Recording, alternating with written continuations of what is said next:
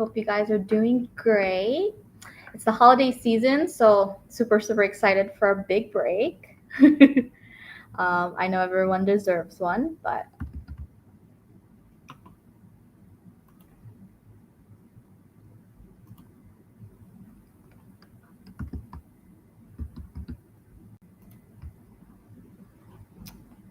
all right.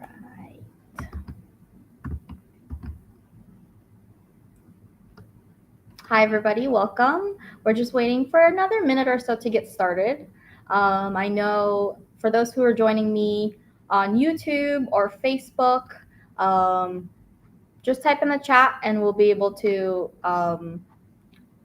answer your questions.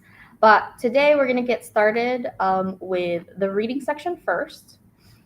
A couple of notes I just wanted to give. Hi. You might have a different version of an exam.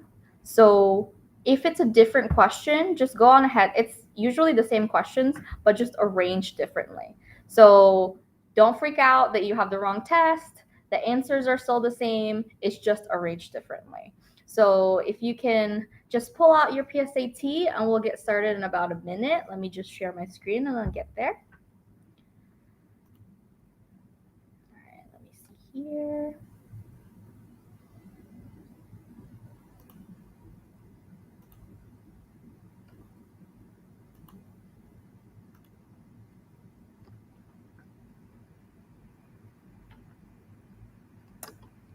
Hooray, that worked out. I hope you can still see me in the little corner right here. Okay, so let's get started. So welcome again to everyone who's joining. We're going to start our reading review. So reading section. Here's the first passage. The first passage was very interesting. It was about, what was her name again? Sudha, who was really excited about Rahul, who is the new baby brother. And so we'll answer the questions from here. Okay, first question. I set it up actually pretty nicely where you can see the questions on the right side, and then to refer to the passage, I'll go on the left side of your screen, I think. Yes, left side on your screen, you'll see it. So I set up this PowerPoint just so that we can go back and forth easily. It took a little bit of time to do that and copy and paste the PSAT, but it will be easier for me to present. Okay, so let's get started. First one. The first one's usually actually a main idea question. In this case, it wasn't. It was more of like an inference question. Which statement regarding Sada's relationship with Rahul can be inferred from the passage? Okay, this one was all over the passage. That's why I didn't attach it. But one thing that we know, Sada secretly fears that her parents will become closer to Rahul. Nothing in this passage was negative. That's definitely wrong. You kind of know that. Sada was really happy. Sada wants Rahul to grow up. Sada feels protective of Rahul because she knows he will face many challenges. If you didn't quite understand what she was trying to say, maybe you would pick B, but B was kind of just in a maybe pile for me. C, Sada wants Rahul to grow up to be a successful adult to help improve the status of the family. This one was way off, definitely not C. And let's try D. Sada tries to create for Rahul a type of childhood that she feels he deserves. Around, like at the end part of the section, she was saying that like they were stating like she was trying to get her parents to buy toys for her new baby brother. So definitely more on the positive side, right? So definitely the answer here is D. Sada tries to create for Rahul a type of childhood that she feels he deserves. So definitely D for this one. All right, number 2. The description of Sada's preference for one style of housekeeping illustrates her wish her family had more. Okay, she referenced in the passage something along her American friends. Actually, that was around line 6. So if you look at around line 6, you get to see that she stated something along the lines of, Sada prefers the home of her American friends, crammed and piled with things, toothpaste caking their sink, their soft beds unmade, what is she trying to convey here? She's trying to convey somewhat along the lines of like they're very chill. They don't really like, probably her house doesn't tolerate that kind of behavior. So looking at all the choices here, it's definitely probably casual home environment. Is it worth looking at all the other choices? Probably. It's always good to try to look at the other choices to prove that your answer is correct, right?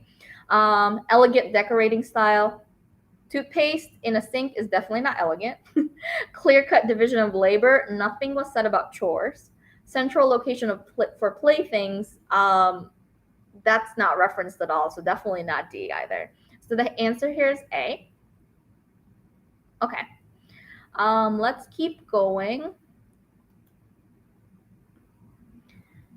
Number 3, in line 15, excited most nearly mean. Okay, so if I were you, I would have done this question first, right? These are so easy. So I like to do the vocab questions first because usually they're the popular words that are very self-explanatory, but they can be used a different connotation. So excited here, it's on line 15. So I like to read one up, one down, but I think here you could just read from the sentence. She remembered how excited she had been, moving her things to one side to make space for her bedroom. Okay, excited here, definitely not agitated, definitely not provoked, nor intrigued, definitely enthusiastic. She moved everything for this baby brother, who is very lucky, by the way. So here the answer is 3B. Okay, let's move on to number 4. The passage best supports which description of the family efforts to document Raoul's childhood? Okay, somewhere along what section that was? Somewhere along like the end part of the story, she was stating something that she never had photos when she was growing up because mom and dad were in London. So that's where around here, right? Like around line 75 to 85.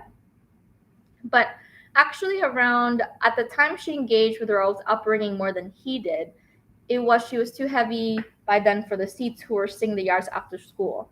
You know that she was trying to kind of give an idea as to what really she's doing with what efforts they were trying to do with regards to his upbringing. Sorry, let me get back to here. Right? Let's go one by one. The parents are continually engaged in the efforts.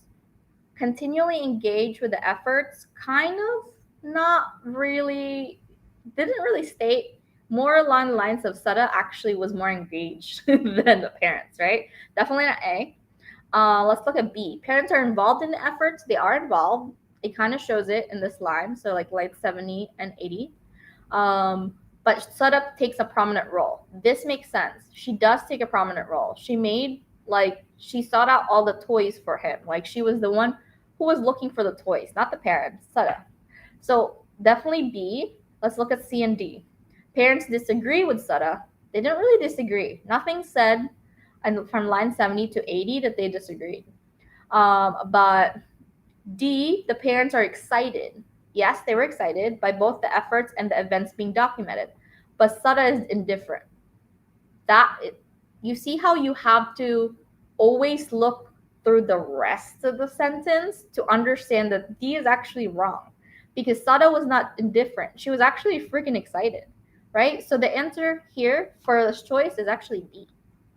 Okay? If you have any questions, feel free to put in the chat. But what I would do actually is go through a passage and then I'll wait for a couple minutes and then address those questions.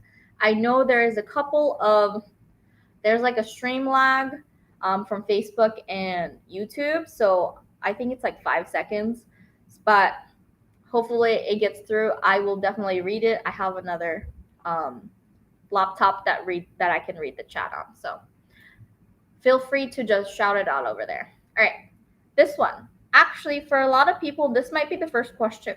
The main purpose of the second paragraph is, all right, I think I accidentally attached the wrong section because I think I read it as the first paragraph, but that's okay.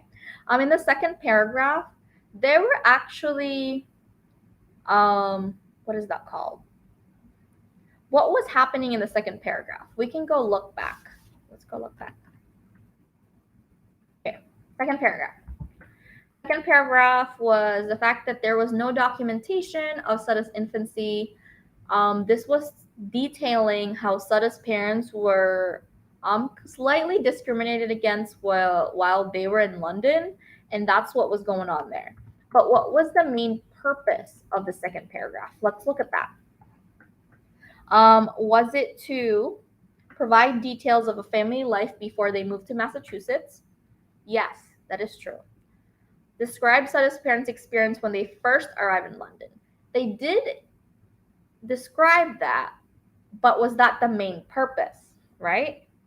Analyze the character of an individual who supports Sada as a child. Yes, Mr. Troy, I think that was his name. Mr. Toy? Mr. Pal. Mr. Pal was actually the person who was I think the landlord for the parents, but it doesn't really state, that wasn't really the purpose.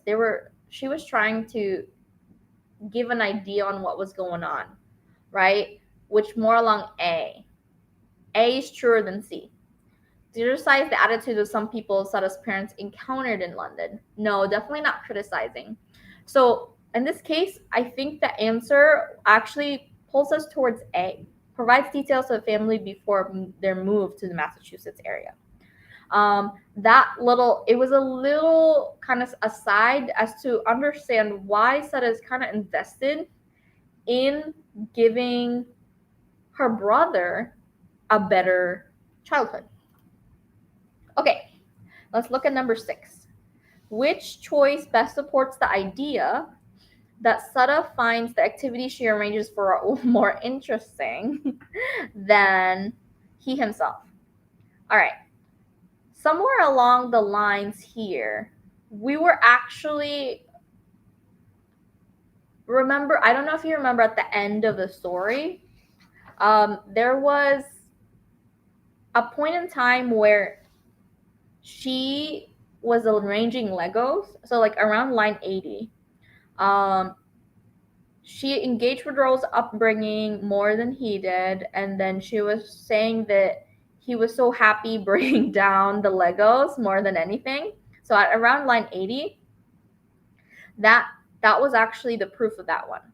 Because at times, the he in that case was actually Rahul.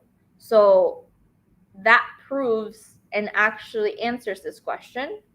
She arranges for Raul like that she is more interested in the activities than Raul, because Raul just like does the baby stuff and like destroys the Legos when she builds them. So that's like a very good answer. So let's move on to 7 and 8. All right. It can be reasonably inferred from the passage that Sada and her parents' problems in London as having been blank. Okay. How I attack this is a paired questions. How I like to do this is I like to read the question. Don't answer the question first, because we have to find the evidence first. Where in the passage was this her parents having problems in London? Somewhere around line 30 to 50. So that is what's stated on the choice. But which specific line? If you go through line by line, you can see that somewhere, let me find it. In London, her parents had rented 2 bedrooms. That's not really like a problem. Her parents, her parents told her that half of the rentals in London had whites only. Yes, that is a problem, but let's keep B for now, because I think that's what is trying to do. But the question is stating is Sada's views, not her parents' views, but Sada's views. So we have to look for information that states Sada's. So C, let's look at C here. Sada, where did it go? To Sada, the story was like an episode of a Greek myth or a Bible, rich with blessing and portent, marking her family as survivors in a strange seas. So that's definitely more along the lines of Sada's views, not her parents' views, right? The answer here is C for number 8. Now let's go back to 7, trying to figure out what does that mean, right? What does an episode out of a Greek myth or Bible mean? For Sada, that actually means unfortunate but common occurrence. That's not an episode of a Greek myth, right? Apparently random instance, no. Strangely whimsical element in otherwise conventional narrative. Whimsical doesn't really fit in with, like, whimsical more along the lines of like fantasy like. So that one's kind of off. Closer, but off. A potential fraught situation with an appealing dramatic conclusion. Yes. That's definitely what Greek myths and the Bibles always have, right? Rich with blessing, but like very, very turbulent as you get through an obstacle. So it's closer to D in this case. Okay? All right, let's move forward. All right, easy question. What the word present refers to an act of. Let's look for present in this case. Let's see. I always lose myself whenever I do these lines. In grade school, when Sada had been required to present her autobiography to the class, so she's presenting. What does that mean? She's presenting. Granting a request? Nope. Bestowing an award? Nope. Assisting in a social introduction? No, because she's presenting her autobiography. So always good to read more than you need, right? Don't just read the word and like try to guess it from there. Always read the context. So definitely A, providing an oral account. Good. Okay, let's move on. I want to get through a lot. I know I'm going through fast, but I want to get through all of them. So we'll keep going. This one was about, which one was this one about?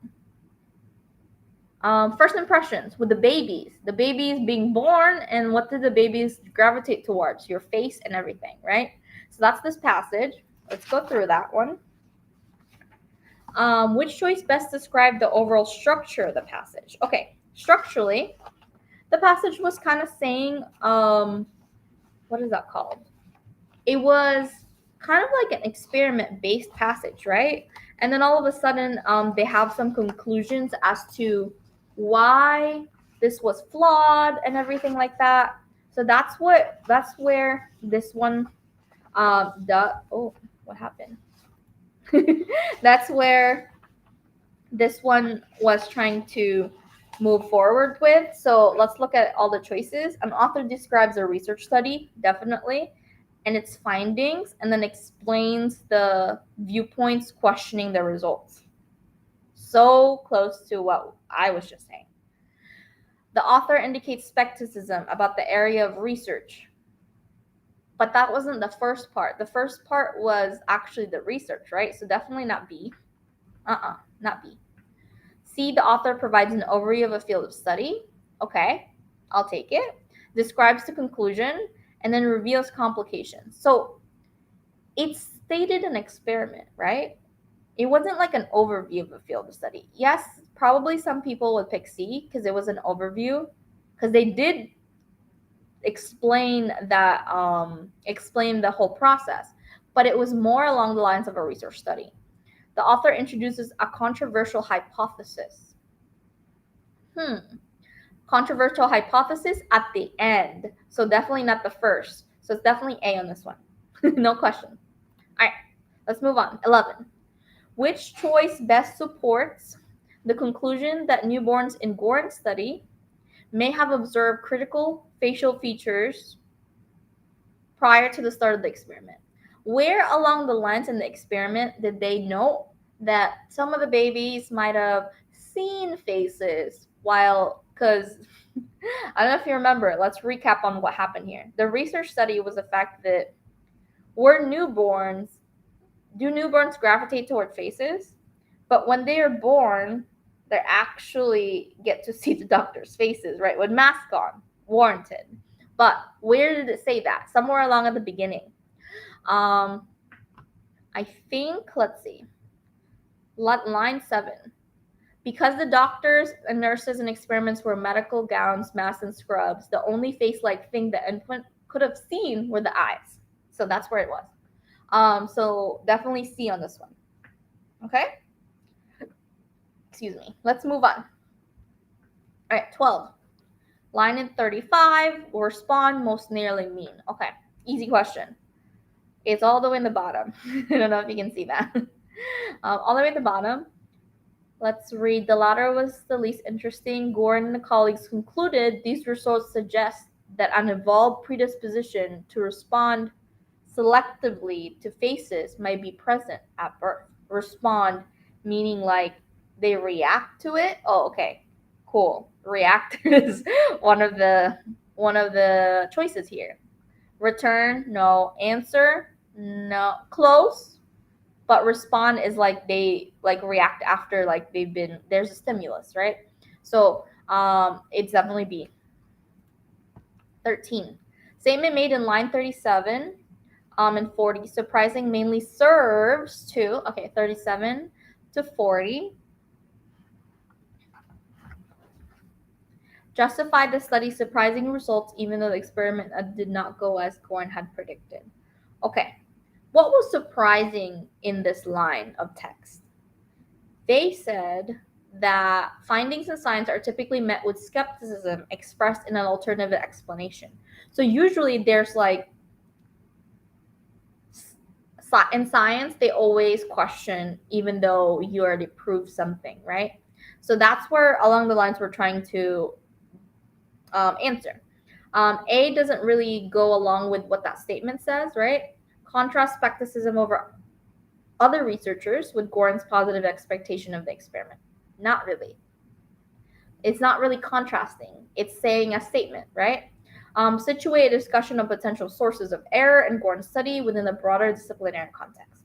For sure. That whole paragraph that I got it in was telling you that like maybe there's certain things that Gorn could have done better. So definitely C in this case. That statement was used to kind of prelude the fact that they're trying to criticize Gorn's study.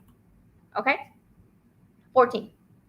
For 14, it can be reasonably inferred from the passage that some researchers might object to Gorn and Johnson's conclusions on the grounds that Gorn and Johnson's respective experiments. Oh my God, that was a mouthful. Basically, let's rephrase. What were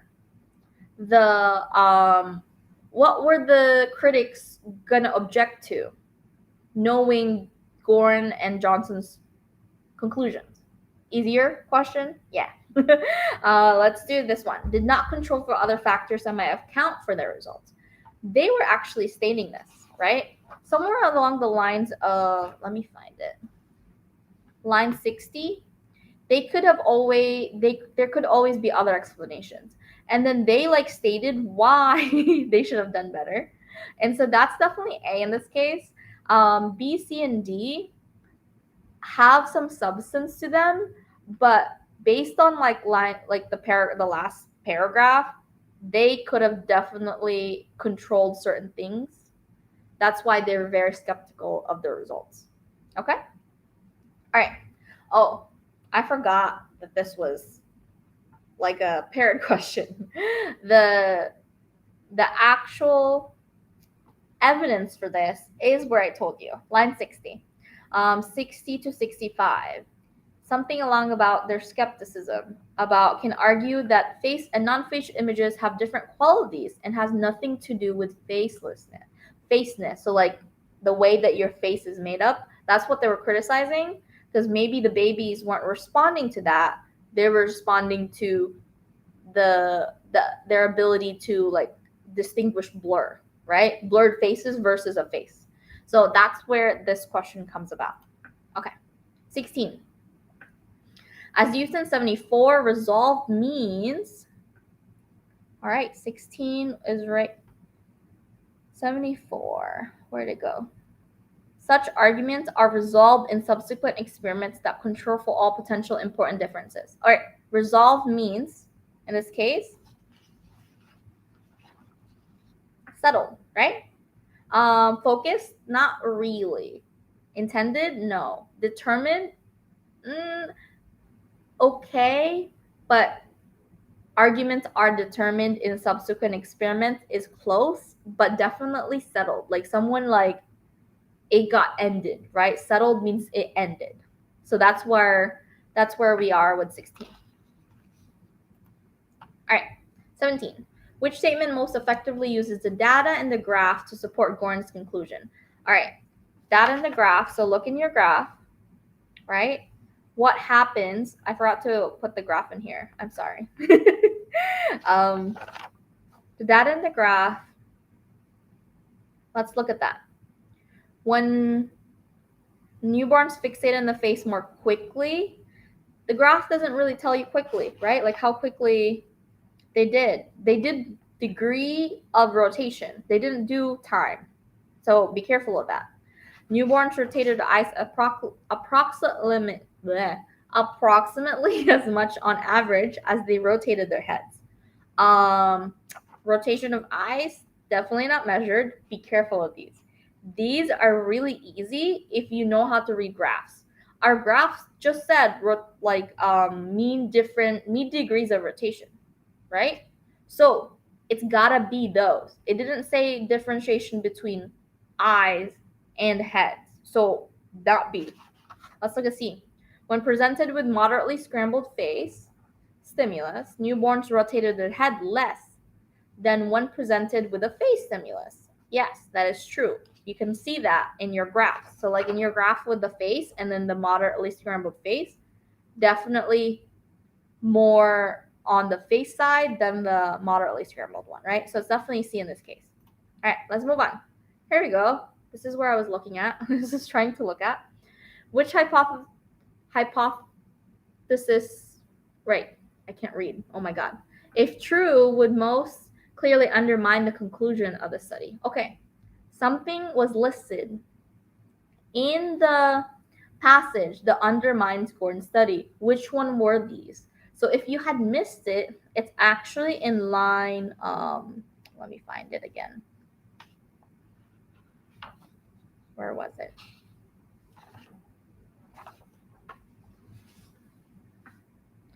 Somewhere along the lines when they were saying symmetrical images. I think it's in the middle of the paragraph. Yes. Somewhere in line 15, it was like the stimulus were different, right? Like they did a schematic of a face and then they did a schematic of a partially scrambled face. And that's where they said that could have been it. And it could have been visual properties like complexity or symmetry can be tested. That which is in line 70 for us. They said that it might not be the scrambledness, but it might be symmetry or complexity. So definitely in this case, this one was just a find this detail information, which was B, symmetrical images. Okay, all right. Let's move on to the next one. The next one was petunias. I know I'm trying to rush through, but I would like to get through writing as well. So let's do the petunias one. Giving you an idea and trying to give you remember this passage. This was about a protein that they found that could have, or a gene that they found that actually increases or decreases the organic compounds that it releases, which can possibly either kill the petunias if it's high, or it can actually give it some more smells. So that's what, I don't know if you remember all that, but that's what this one was. All right, main purpose of the passage. Let's go over that. Main purpose of the passage is to, what were they trying to prove? This one should be super easy. So pro tip for this one. If you were like, you only read the passage once, right? If you didn't know how to answer this question, it's usually the first question of a passage. Skip it first, right? Answer a bunch of other questions that are easier. and then answer the main purpose, because usually that will get through to you, because the more you answer questions, the more you'll be able to know, oh, of course, it was to discuss new research about the role of a transporter protein, right? So pro tip, if you don't know how to answer the first, like the main idea questions, skip it and then like go back to it. But definitely this passage was about new research. They found a new gene that has a role about transporter proteins in petunias. Okay? All right, let's move on. 20. As used in line 14 and 25, big most nearly mean, all right, let's find it. 14. Now they've got it, and the implication could be big. Implication, big, connect those two dots together. It's definitely important, right? Not bulky, not generous, not imposing. Important, implication, close. Very, very good connection there. Also, if you couldn't get that from this case, you can also go to line 65, right? Go to line 65 if you didn't quite catch that first one, because they listed 2 lines here. Okay, 21. It can be reasonably inferred. Here we go. They always say reasonably inferred, right? I don't know if you've noticed that, but it's because SAT wants you to definitely there's always support for whatever statement they're trying to say. So when you see this question, they're like, oh, what can you infer from the passage? That's basically what they're trying to say, right? Infer from the passage that a basic difference in designs of the 2 studies discussed, unlike Dudariva's study, Wildham's study did not. Okay, that was a long shot, right? Reading that makes your brain hurt. Make it simpler. Wildham's study did not. What did Wildham's study did not do compared to the other study? Easy, right? Let's look for the evidence. Evidence, go through line by line. It's around 30 to 40, so you're kind of concentrated in the middle there.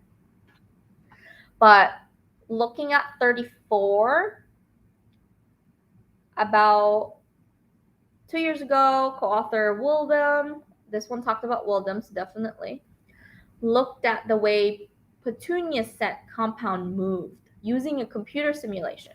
Okay. Compared to Deruva's study definitely tested them, right? I think it was a she.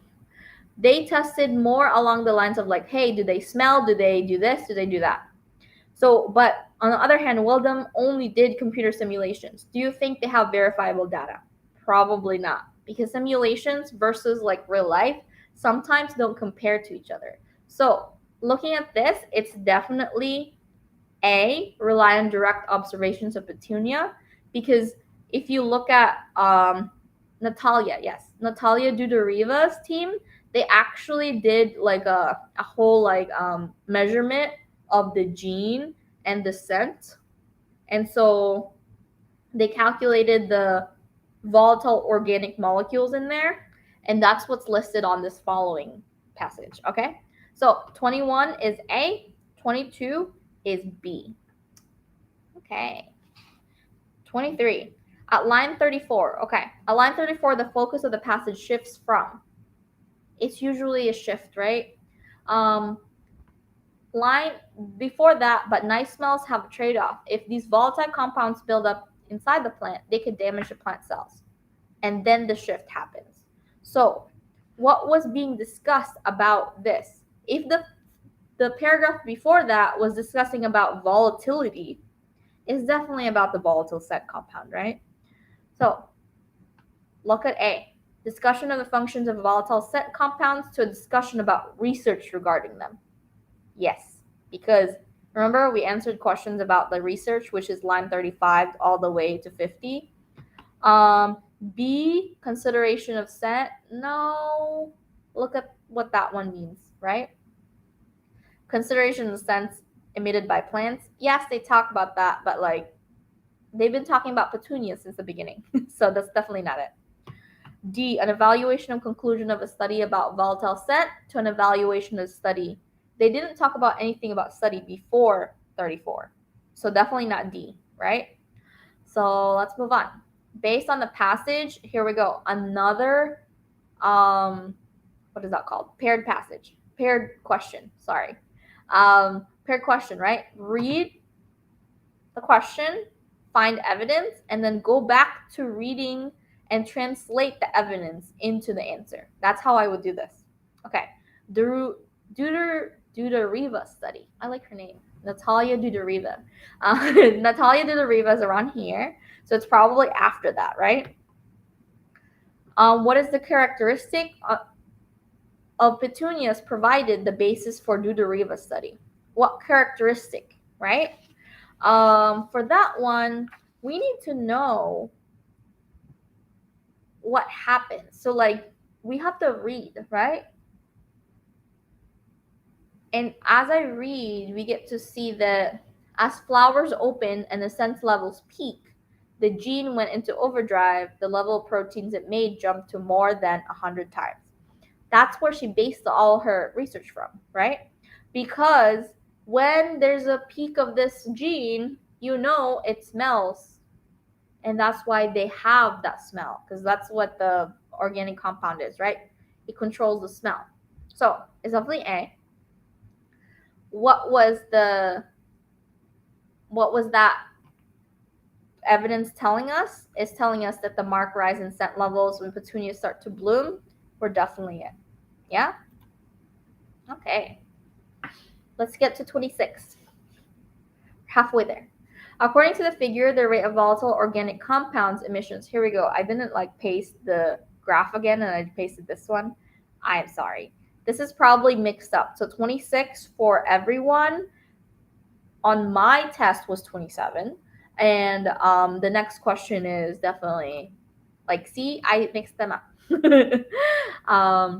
So let's look at this. According to figure 1, the rate of volatile organic compound in wild petunias is measured. All right, you go to figure 1. Here's the figure. Oh, I don't have figure 1 there. Let's go back to figure 1. Figure 1, it says the rate of volatile compound emission as measured in nanomoles was between what? So what were they between? Between 100 to 150? No. And they said the rate, right? It's definitely between 300 and 350. And because they say it's for the wild type, and the wild type's right here. So all you have to do is be able to analyze graphs, which is pretty easy. For the SAT, just being careful will get you to the answer. Okay? Go back to 27. Based on Dudariva's experiment, if the researchers had insisted genetically engineer the altered petunias to produce 30% less, what happens to the protein? Based on the figure 2. I know this is a very long question, but let's recap. What are they asking us? How I like to read this. I actually read the question first. How would the graphical representation of the data from the experiment most likely change if they produce 30% less of that protein? What happens, you think? Will the bar graph would be less pronounced? So you don't have that protein anymore. What was the purpose of that protein? The proteins give you that smell, right? The volatile organic compound that gives off smell. So definitely if you did it for all of them, it will go a little bit lower, right? So the answer here is actually D, because all of these bars will be a little bit lower than the rest of them because we did 30% less. Okay? All right, 28. As used in line 56, release most nearly mean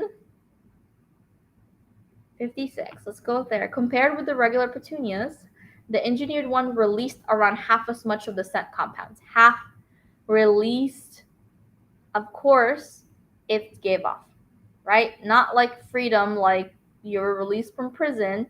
In this context, they mean release scent compounds. It's got definitely 28 is gave off. So as you notice, probably for some of my students, 26 to 28, they scrambled them. Because for me, this was 26, question 26 on the PSAT that I received. So they have the same questions, it's just arranged differently. All right, let's get through to this one. Let's finish this off so that we can go through writing. All right, this one was about like a senator who's requesting for the senators to actually be cordial, and she's trying to. This was along the lines of when they were like communism and everything, right?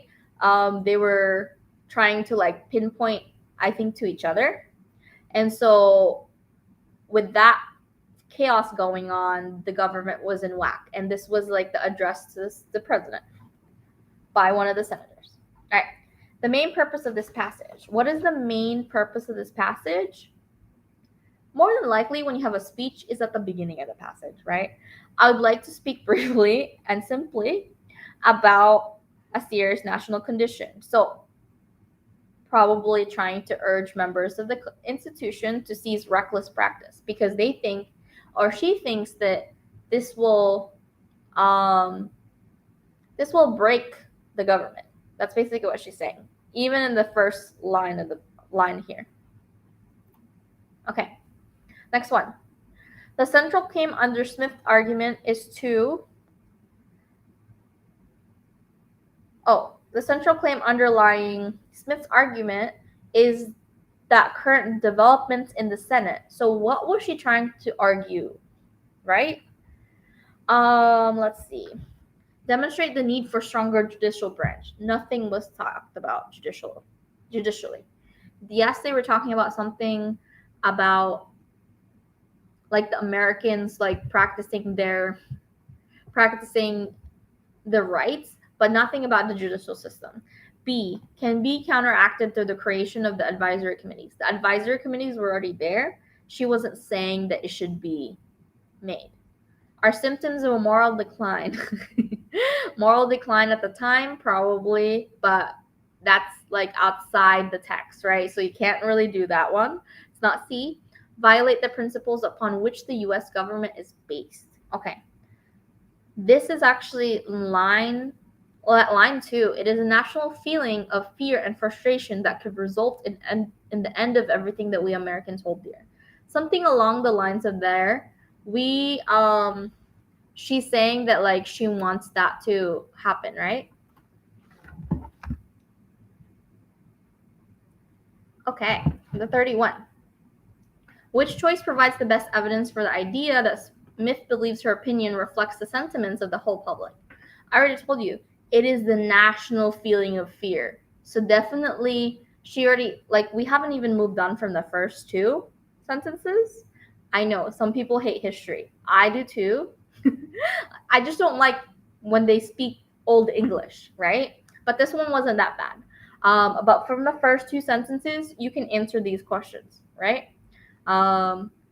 Gives you a little bit of chance to like answer more questions. All right, this is definitely A, lines 2 to 5. It is a national feeling that reflects everybody, right? National. So that's what she is trying to. That was the best evidence for this one. 32. In the passage, Smith criticizes her colleagues for taking public stances that are, all right, her colleagues were being kind of like jerkish. That's what I read. I'm probably reading a little bit more into this, but they were actually, she said something along the lines that what is that called? Let me read it. Line 20, like, it's ironic that, hold on, let's see. It's ironic that we senators can debate, but where was it? I lost my place. She said something, where'd it go? Oh. Who is not a senator, any conduct or motive unworthy, unbecoming of an American. Yet we say the same thing in the Senate. How about we can be stopped on the grounds of being out of order?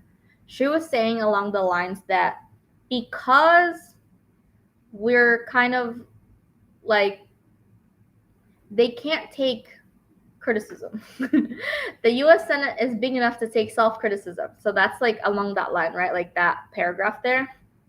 And they're motivated by their own kind of selfish reasons. And that is definitely along the lines of D in this case. Okay? All right. The primary difference between Smith repetition of I speak and then the definition that she does on the fourth paragraph with I speak is that what? What was she trying to highlight? She says, I speak as briefly as possible because there's too much harm has already done. And then she says, I speak as a Republican, I speak as a woman, I speak as a US Senator, and as an American. So what was that contrast between those two? She wants to speak as clear and as concise as possible, but she also represents the other one. So she wants to highlight the reasons for why she was trying to speak. And in the fourth paragraph, she's trying to emphasize the diverse roles that she take on, right? So that's definitely B on this case. All right. In the passage, Smith implies that an investigation conducted in the Senate have resulted in definitely damage to the reputation of the U.S. Senate. She said that already. Like, too much damage is already in, like, there has been too much, oh, I pasted the wrong thing again. Look, this is the Petunia passage. But looking back on this one, I speak briefly because too much harm has already been done, right? Like line 11 or 12, you can see that she's saying, she's trying to speak because it's been too much, right? Like, we need to like get the show together, or else like everyone in America will get to like, there's so much commotion that we need to at least be the government be intact so that the Americans can follow. Which choice provides the best evidence to answer to the previous one? So this one was around line 22, right? The United States has long enjoyed worldwide respect as the greatest deliberative body in the world, but recently this character has been debased to the level of forum of hate and character assassination, shielded by the congressional immunity. She says here, that was a lot, but we need to get it together because like we've been doing so much harm to each other that we need to get it. We need to like collectively agree to end this. Okay, 36. What is the main effect of Smith repetition of the I think it is high time? When she says I think it is high time, the tone of the passage is what? Okay. The tone of the passage kind of goes along the lines that like we need to do it. Like, let's go. Let's do it now or else, right? Is it optimistic? No. Is it sarcastic? No. Skeptical? Maybe. She's skeptical, but I probably not. But like when you say it's high time, let's do it right now, right? Like Shia LaBeouf, let's do it, or just do it. Oh my god, I like did the bad meme. But just do it, right? Like that's basically what she's saying. Urgent, right? So definitely D. 37. The question in line 75, so the last line, well, who of us does not? She's trying to evoke the idea that this whole unpopular belief is actually normal, right?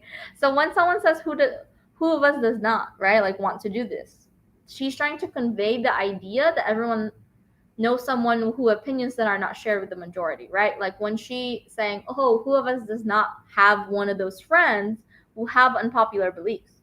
Okay, so that's 37. 38. In the passage, a contrast Smith makes between senators and other Americans is that senators actually have immunity, right?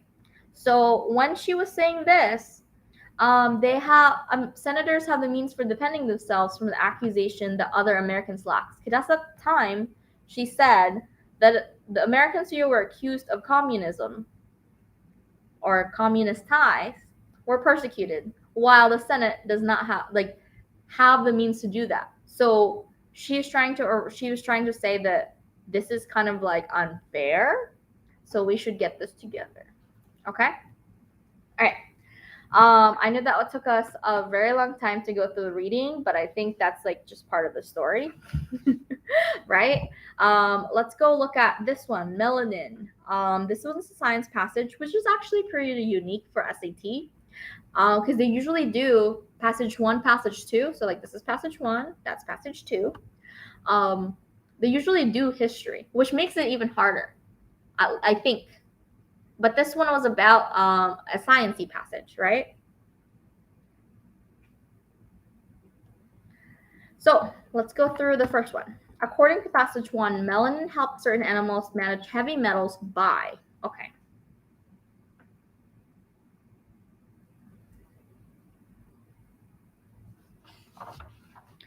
Let me find the page that I'm on. All right. This is another one that might be another question for you. So like that's probably like question 40, but this one's question 39. So let's start with this one. The way that I would say for a passage is that you need to kind of go through the passage by itself. One passage, treat it like 2 passages. You do passage 1 first, and then answer passage 1 questions, and then passage 2, and then passage 2 questions, and then the last couple questions is a combined, which I'll get to show you. All right. This one was actually forming chemical bonds with heavy metals, carrying them out of the blood. Usually where is the proof of that? The proof of this is actually in the first, it binds to metal ions such as zinc and then exposed to higher, it's like on line 4 or 5. So it's definitely A. 40. Which choice offers the best evidence for the idea? It's a possibility that there's zinc levels among different feathers. So in that passage, they were saying that like they took off a feather and then they tested the zinc levels, and then after they did the experiment, they did it again because they might be a difference, right? So the answer here is actually C. The researchers, where did that go? The researchers measured the zinc and lead levels in 2 large feathers when they were first caught, and then did the same that had grown from the same follicle, right? So they were trying to test the zinc levels in different areas of the feather. So they plucked it from the same area. Okay. 41.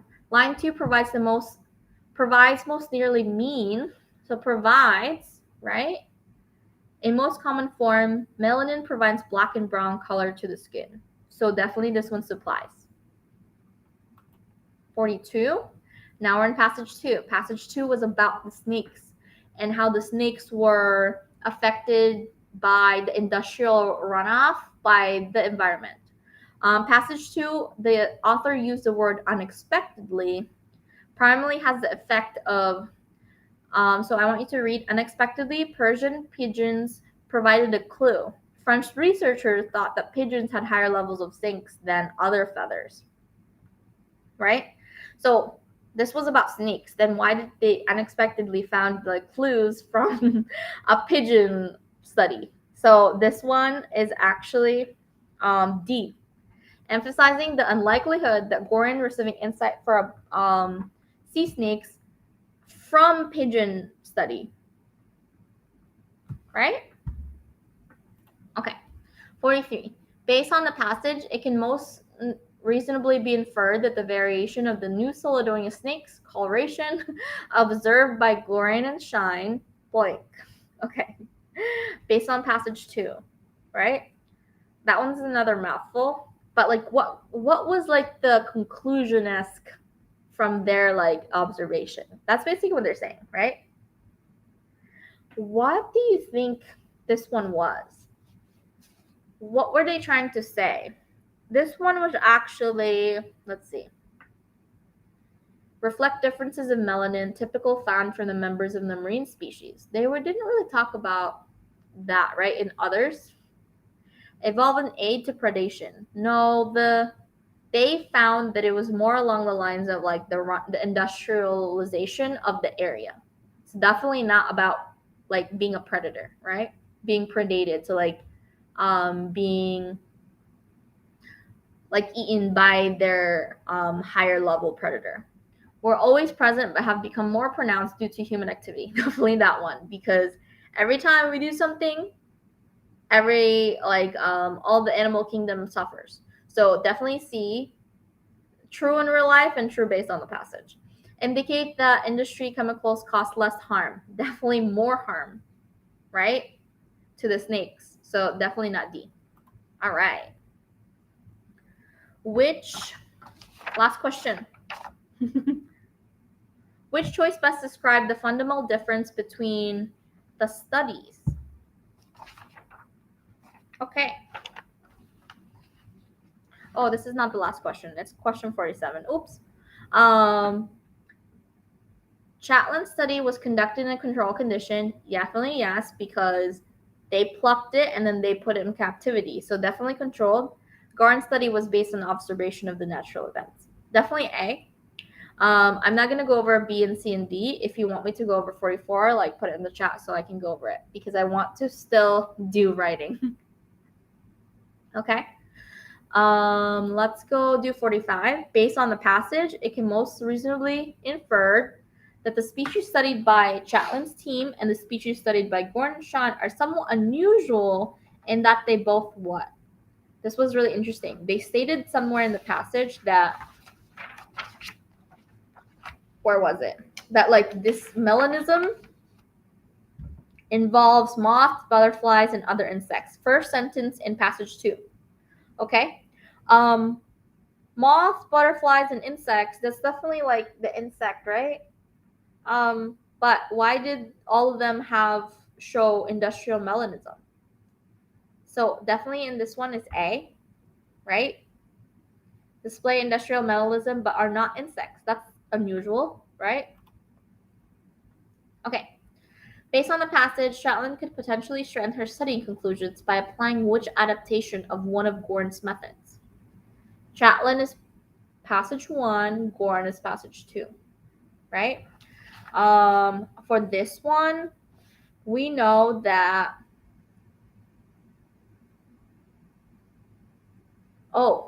yes. We know that they said something along the lines.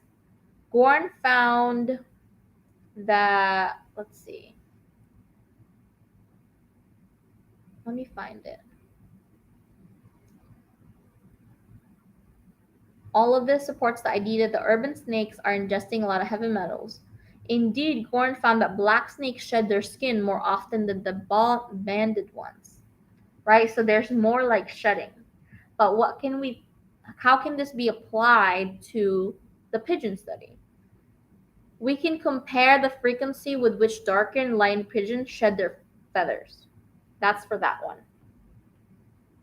Okay? All right. Let's do, so 46, it's actually B, and then 47 is D. Okay? All right. I would like to take 2 minutes just so that I can drink a little bit of water because I'm really parched from that time, and then I'll start maybe just a minute. I would like to just drink a little bit of water before we do the writing section. Hopefully this will only take about 20, 30 minutes maybe. But if you have any questions from the reading section, why don't you go ahead and type that message in the chat so that I can see the question and we can go over those, right? I'll be back in a minute or so.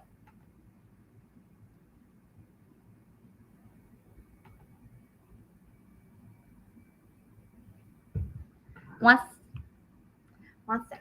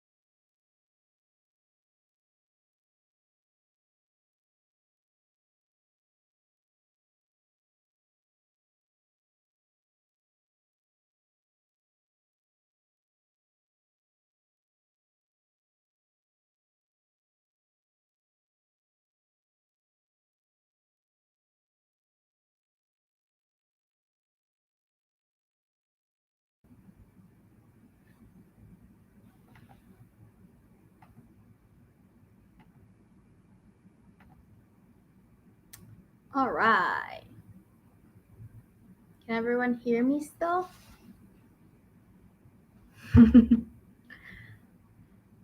Got some water, all refreshed. Let's get the writing section started. All right. Let's go over the writing section. This one is only about 44 questions, so it's not that bad, but let's go through it. First one. Which choice most effectively combines the sentence in the underlined portion? Usually when they have this, you need to know and understand probably semicolon, probably comma, or probably like a comma and then like a fanboy. So like conjunctions, right? For, and, or, so, but, yet, so. Wait. For and nor, but, or, yet, so. I mixed those up. All right. Let's go read this a little bit. Recently, a team of biologists from a French research center made an observation.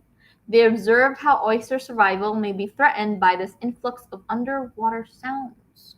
Okay, well, they said observe twice, so you definitely need to combine those, right?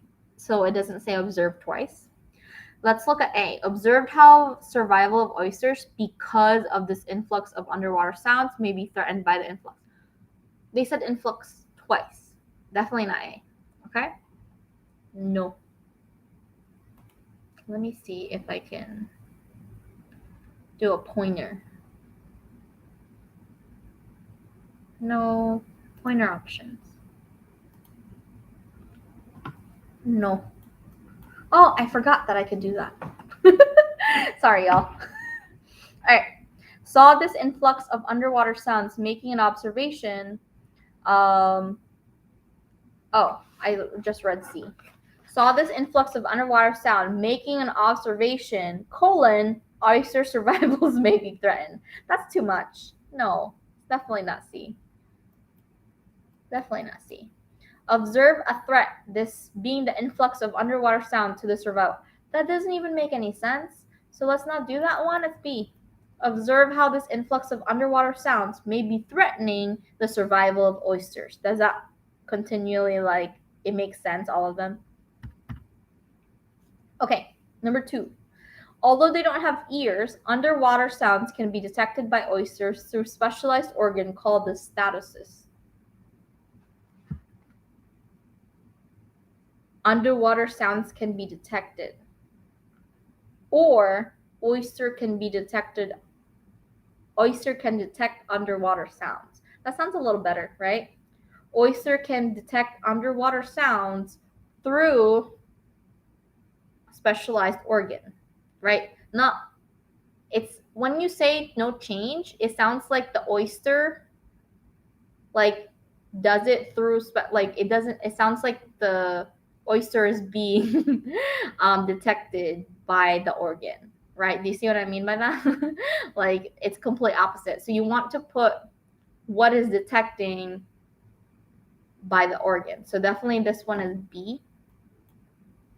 Also, usually we like to pick the ones that's shorter. Okay?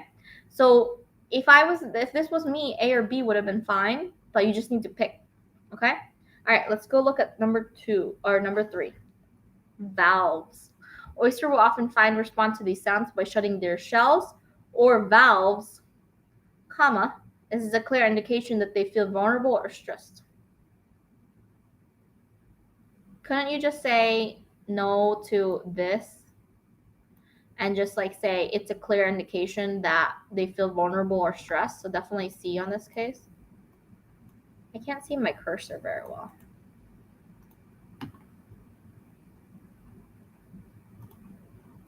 All right, that's better. Okay. To make this paragraph most logical, sentence 5. So we want to put sentence 5 someplace. This organ allows oysters to hear. Okay. Something about an organ. We're trying to find something about the organ. It's right here. It's definitely after 1. So it's after 1 in this case. Okay? Let's move on. Number 5. While the oysters responded to the sound with frequency, it was particularly sensitive to low-frequency sound. Are we talking about the oysters? The subject of this is the oysters, right? So it needs to be plural. That it is not plural. Was not plural. So it's like these are they. It's definitely they because these are not. Is the wrong pronoun. Okay, which choice provides the accurate information from the graph? At 100 hertz, 10 hertz, sound volume of 130 decibels, which underwater could be as loud as a jackhammer at a meter's distance, costs about 50% of oysters to go forth, right? So it's 50%. No change. Number 7. Which choice provides the most accurate interpretation? Which choice provides the most accurate interpretation of the data in the graph? At 10 hertz, so I know like I cut it off here, but it's right here. At 10 hertz, the sound volume of 450, so 450 was like here, okay? At 450, none of the oysters closed their shells. Is it none of them? It's definitely like 90% of them, 95% of them. So almost all is appropriate here, okay? So I want you to look in the thing here. It's 450, and they said 10 hertz. So definitely almost all of them, right? That makes it easier for you to see. Number 8. At 200, the sound had to reach 180 decibels for nearly all the oysters to close their shells, even underwater where sound is muffled. This sound level nears humans' ears. Origin of pain, entrance of pain, threshold of pain, outset of pain. This one is definitely threshold because it's like where it's like your max, right? Like you're maxing out like your pain level. It doesn't make any sense, but like that's the threshold, right? Like that's where you're kind of like the range that is acceptable for your body. All right. These results are significant because let's move on, sorry. Yes, these results are significant because most human created sounds in the ocean blank at low frequencies. Is it occur, occurs, is occurring, has occurred? Most of the time, when you see this type of choices, it's a subject-verb agreement. What is this occurrence trying to say, right? What is occurring? Human-created sounds. Sounds is plural. It has to be occur. You see what I mean by that? Subject-verb agreement, right? You see if it's plural, your verb is singular, and the opposite applies. All right, number 10. At low frequencies, lower than, so they want to see if you understand this, right? Lower than 900 hertz for many large commercial ships, for instance. Is that a complete sentence? It's definitely not a complete sentence. So we can like cross out A because this makes it a whole, like this is a clause, right? Can it be a semicolon? Semicolon requires you to have 2 sentences on either side of the semicolon. The lower than 70 hertz is not a complete sentence. So for this one, it's not C, right? This is not a complete sentence. All right? Okay, let's move on. Number 11. The writer wants an effective concluding sentence that restates the main claim of the passage. Which one of these is the goal? All right. The whole thing, here's my pro tip. You're like, I didn't really read the passage. I would like you to read the passage. Even if you're like trying to go through line by line, until you get to an underline. Don't just start at number 1 where the number 1 is. Speed read if you want to, but at least get a gist, because you always get a question like number 11, right? Which best accomplishes this goal? Do you know? Probably not, because you didn't read the passage. So always try to read the passage, even if you're like, oh, I don't know what that means. But like a sentence is probably irrelevant if it's too hard for you to understand. But at least get an idea or get a gist. For this one, it was about oysters and like decibels, right? So what would be a good concluding answer? An acute sensitivity the oysters exhibited to this type of sound demonstrates that the oyster's long-term survival may be at risk if human-created sounds continue to disrupt their underwater habitats. Makes sense, very fancy-like, but it's kind of like a conclusion though, right? Like oysters need to survive, and they need to do so without any of these disruptions to underwater habitats. So that's like a very good conclusion there. All right, let's move on. So you see what I was saying? I would like you to read from here. Not from 12, read from here. Okay? Which choice most effectively combines a sentence? Here's a combination one again. We want to combine, right? For a lot of people, this might be the third passage. But so try to find them. It's this one, the Seneca Falls one. All right? Which of them most effectively combines it? Activist Elizabeth Cady Sutton and Lucretia Mott held a meeting. The meeting contained 300 people who were there to discuss blah, blah, blah. All right. Couldn't I just say, I always start with the smallest one and see if it's right? And if it's right, I pick it. Stanton and Mott met with 300 people to discuss the social and legal status of American women. All right, perfect. Don't need to complicate it with and commas and all that stuff. That's fine, right? 13. The activities hope attendees would sign a document co-authored by Stanton, the Declaration of Sentiments, that listed a series of demands on the U.S. government. Okay, this one's about commas. Sorry, apostrophe. Oh, not commas. Apostrophes. Do we need an apostrophe on series? No, because it's series of demands. It's not like someone series, right? Like they already said of. So like it's not B. Oops, it's not B, it's not C, right? So we need series of demands. Do we need to put an apostrophe in demands? No, as no change. All right, 14. However, this inspiring story misinterprets what actually happened. The Seneca Falls Convention was not necessarily a rallying cry that galvanized women's rights. Okay. Let's look at this.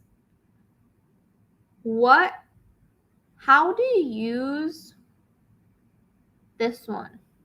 How do you use commas? This one, comma would have been fine, I think. But if we break off this sentence, this actually needs a little bit more than that, right? So the answer here is B, because this inspiring story misinterpreted what actually happened is your preliminary sentence before you use and explain it with a colon, not comma. Oh my God, colon. It's late. Sorry, it's a colon, and then you explain what happened. So that's why this one is B. Okay. Which choice most effectively sets up the information that follows in the paragraph? So setup. So you need to read a little bit more than you think you do. A careful examination of primary sources can be helpful when disagreements arise among historians. For example, let's see. For example, Lisa Terrell points that the 1866 speech in which Mott herself placed the origin of women's rights was much earlier compared to Seneca Falls. Okay, so for this one, what was our, like, were they a disagreement in the historians? It's not really A, right? It's not A. So actually this one, like from what reading the second sentence, it's actually kind of telling you what happened in Seneca Falls, right? So it's definitely B for this one. 16. Mott herself placed the origin of women's rights much earlier compared to, no, let's go with than. Earlier than Seneca Falls, right? Like compared to is a little bit more repetitive. Okay? All right, let's go to 17. Which choice most logical builds the information in the previous sentence? Okay. They were saying that Seneca Falls was earlier than the rights movement, so we need to look at which one would have built the information. Was it Mott's speech also emphasized the importance of learning? No, this doesn't really build the information from the previous sentence, right? The emphasis was not, it was about the timing. So which one was that? Was talking about the timing of it all. For this one is definitely C. Mott's speech suggests that Seneca Falls was the only one meeting in a series of important events that eventually led to more rights for women. Okay? 18.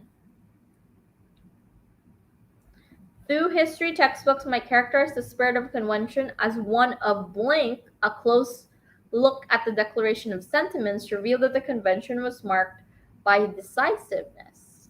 Okay, so let's look at all our choices. Our choices are no change, comma, semicolon, dash. Definitely not a dash.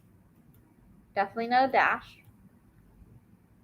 Semicolon. A semicolon, remember, we need to do both sides of it needs to be a sentence. Through history textbooks is not a sentence. So it's definitely not C either. So we need to just like it needs a separation because it's too much work. So it's definitely B in this case.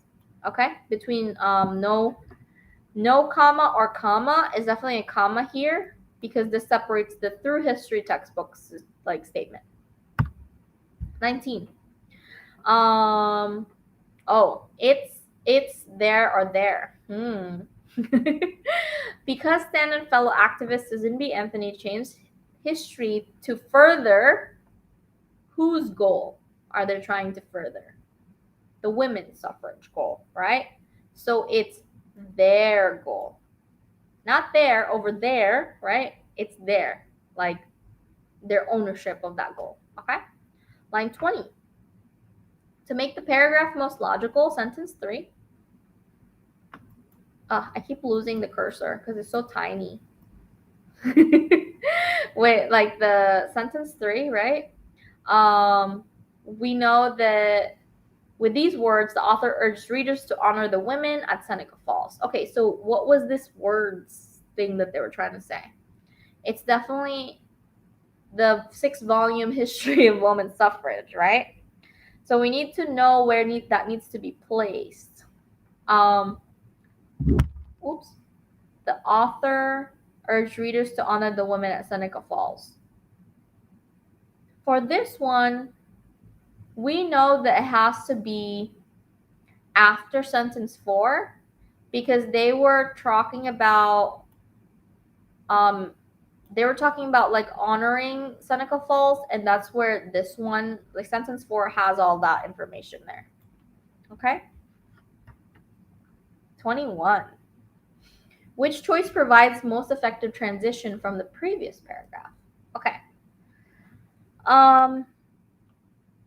Although Anthony and Stanton blank, their book did provide valuable catalyst for the 19th Amendment.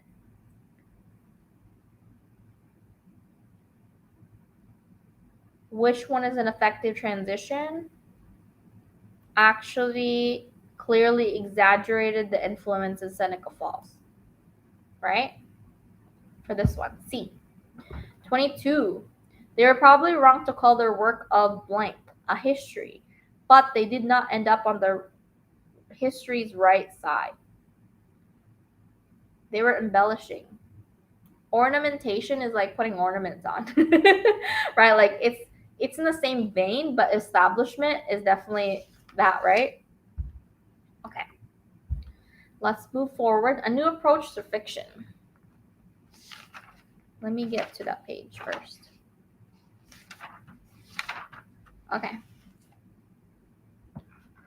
As excitedly offered conclusions to the story, Packard was struck with the girl's eagerness to explore different possibilities.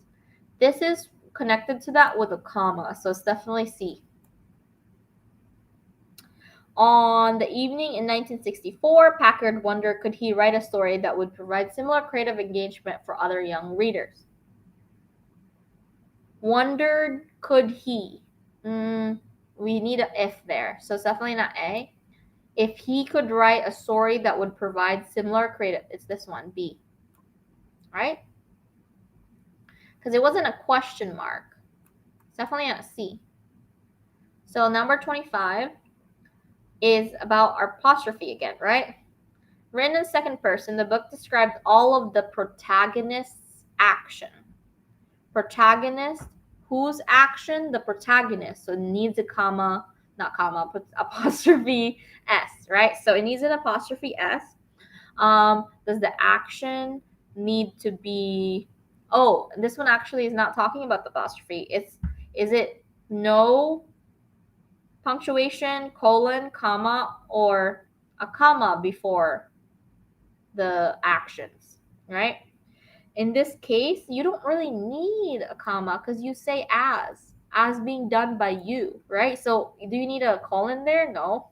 Do you need a comma there? No, you're good. Like you can like do protagonist action as being done by you. Okay. The writer wants to add the following sentence to the paragraph.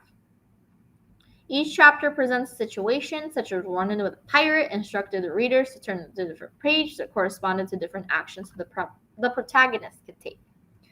Where would the placement be of that? Probably around, pro tip for this one, whenever you see these, you definitely need to pay attention to how this is structured, because they either insert something there, or they actually like, hey, which one's like the most logical, like, right sentence placement of this sentence. So pro tip, whenever you see those numbers in those brackets, probably you're going to end up with a logical placement question, logical sentence placement question, okay? So where should they put that? Probably along the lines of when they were talking about actions, right? It's probably after sentence 2, because they talked about the book, you as a second person get to be those, get to do the actions of the protagonist. So definitely B. All right, 27. My favorite number. Finding a major publisher for the innovative idea was it, what did it say? Wondrous to the extreme. Yeah. Which one was kind of like short and sweet and actually gives you the idea that it was hard to do? Prove challenging was the one, right? Prove challenging is like sufficient enough for you to say that like that was hard. 28. You had to read the assistant editor at Bartum named Joel de Brugano helped Packard turn his concept into a series of Choose Your Own Adventure. Blank, Bartram hired Packard and creative partner R. Montgomery to write. Okay. Which choice provides the most effective transition from the following sentence to the information that follows in the sentence? More than likely, the assistant editor probably urged Bartum Books to like do that, right? So it was because of the assistant editor that he got this job. So like the urging of it, like he Bantam hired Packard, right? So that's definitely C. Let's see. Creative partner R.A. Montgomery to write a number of different Choose Your Own Adventure books, one after another in rapid succession. Isn't that the same thing? One after another, rapid succession? Right? So for this one, let's pick the simplest answer. A number of Choose Your Own Adventure books in rapid succession. Okay? Number 30, which choice most effectively sets up the example that follows the paragraph? Okay. This one you need to kind of probably read. Although the books adhered to the same structure, a children's adventure story advanced by readers' choices. Some books contain realistic depictions of everyday life. In the inside of the UFO 5440, for example, the only way to reach the best possible ending was to ignore the directions. So does this set up this passage, like this example here? Probably not. So we need to find one that does. It's probably some offered surprising twist, right? Not failure, not like reminiscent of science fiction, but like they were trying to do some twists onto it. Okay. We're getting through this pretty well. Thanks for my troopers who are still with me. Which page? Readers who wanted to discover the planet had to cheat and read every page to find the desired outcome, which contained a message congratulating the reader for breaking the rules. That was actually pretty cool.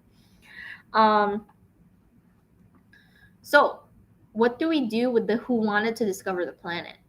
Could we put readers who parentheses? This one would have been okay if this little comma wasn't there, right? This would have been okay if that comma wasn't there. Do we put a comma after readers and not put it here? So definitely the answer here is D, because you want it to like kind of like what that called is, what's that? Oh my God, I can't think. It's called like a positive when you have something that like, oh, someone who did this, right? You put it in a comma in between commas whenever you want something to do that. All right. Which choice provides the most effective support to the example discussed in the paragraph? This one is for breaking the rules.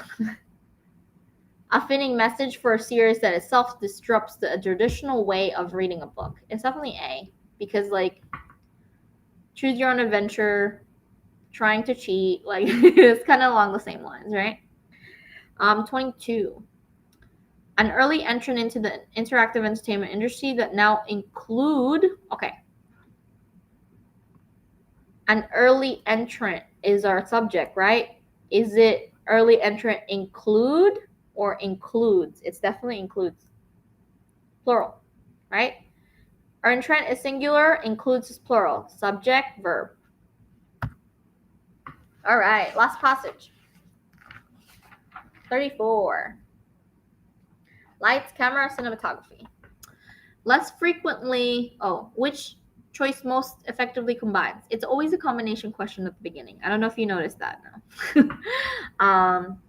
Less frequently acknowledged, cinematographers are just as important. Cinematographers are responsible for crafting the visual style of the film. So we need to combine those two.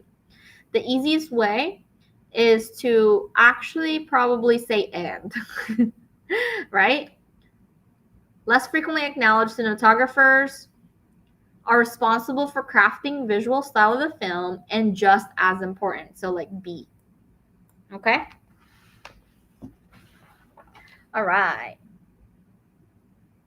Oh, wait. That looks wrong. No, that was wrong. Sorry.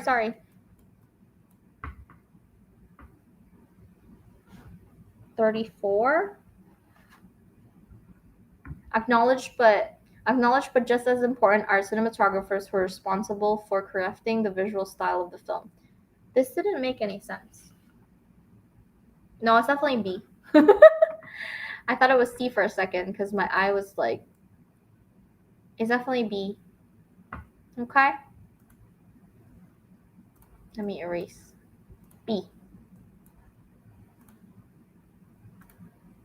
Okay. 35. Let's get this going.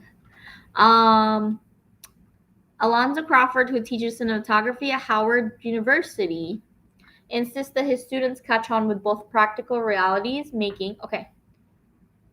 Who teaches at cinematography at Howard University? Remember what I told you about A positives. Who teaches at blank has to be surrounded by commas because it's like an A positive. So it's definitely A, no change. 36. Insist that his students catch on with. That doesn't make any sense. Catch on with. Understand? Yeah. Practical realities of making movies and theoretical aspects of film as an art form. At this point, the writer wants to consider adding the following sentence. A cinematographer must work with individuals who are key to the production process, such as producers and directors. When you want to add that, probably not, because it doesn't really add anything to what you were trying to say. You were trying to say, like, giving it knowing practical and theoretical aspects, so no. It repeats information stated elsewhere in the passage, which is at the beginning, right? Let's go look at 38. While Crawford students learn to work in teams, yeah, it's learn to work. There's no way, like, had been, were learning, had learned. No, they were when students learn to work in teams, they did this, right? Okay. Cinematographers put all the skills in use in filmmaking. Okay, transition word. We just need to do a transition. Meanwhile, each shot in the film requires a variety of decisions. Okay. Don't need to do meanwhile. Not really on the other hand, because it's not a contrasting one. Likewise, is it along the lines of meanwhile? We can just delete this and just say each shot is filmed, because that's like a sentence, like a follow-up sentence to the previous one, right? All right, this one. Script. Each shot is filmed requires a variety of decisions about how to best visualize the script. Effective communication is equally necessary to realize. All right, sentence and other sentence. So probably B, right? Comma will not suffice because it's two sentences together. Comma, but, if you put a but there, it makes it a clause. So it's not C. Definitely not A, because a colon and doesn't work. All right, so it's definitely B in that one.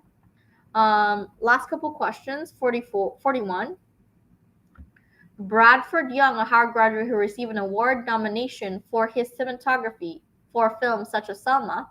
All right, that one was like a lot of work, I know. But couldn't you just not have commas there? That one is just a little too excessive. That still makes sense with regards to who received, like, you already have a graduate who received award nominations for cinematography, right? You want to do a comma. You don't have to put a comma there, right? Because the comma, the comma's already here after Selma, okay? 42. Which choice most effectively sets up the quote that follows the next sentence? Obtains, which dramatized the part of the struggle obtained voting rights for African Americans in 1960s. For this one, is known for using softer lighting. No. Says that the look of his film, because we need to know what he said, right? When you care about your people, you're going to do right by them. It doesn't have any technical boundaries. So it's something along the lines of, like, his films stemmed from him caring for the people that he talked about. So definitely C. That one's like something along the lines of, says that the look of his film flows from his respect for the individuals whose stories they tell. All right, 43. Interferes with the cinematography artistic aims for the story and its character. 43. What does the character do? Stem or stems? 43 is definitely D. Character stems.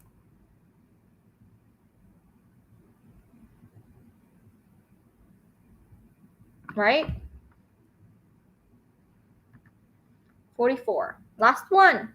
Which choice provides the most effective conclusion to the passage? Conclusion to the passage. The passage was about lights, camera, action, lights and cinematography, and how they did that, right? We need to know the passage for you to be able to conclude the passage. The best cinematographers are those like Young, who have broad creative vision and a practical concern for small details that bring the vision to reality. That's pretty fair conclusion. The answer is A. Okay. most of these actually were okay, but that doesn't like they were just talking about Young and his like passion for filmography, and this is like how you kind of see that's it led up to this, right? Like talking about Young and the creative that he is to find films like Salma. Okay? All right, everybody. Thank you so much for coming. I'm gonna stay for a couple minutes if you have any questions for me.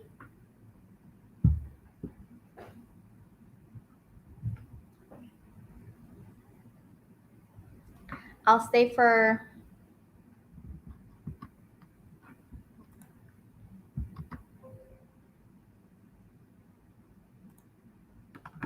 a little bit. I hope you guys are having a great night. All right. So if you don't have any questions, thank you again for coming. But if you do, don't hesitate to reach out to us. We have webinars and simulations all the time. Here's the link for those if you need those. But check out our webinars as well if we have more, if you want to see more. But thank you again so much for sticking to me, sticking with me there. I know I rushed a little at the end, but good luck with your studies. But we'll see you guys again soon. Bye-bye.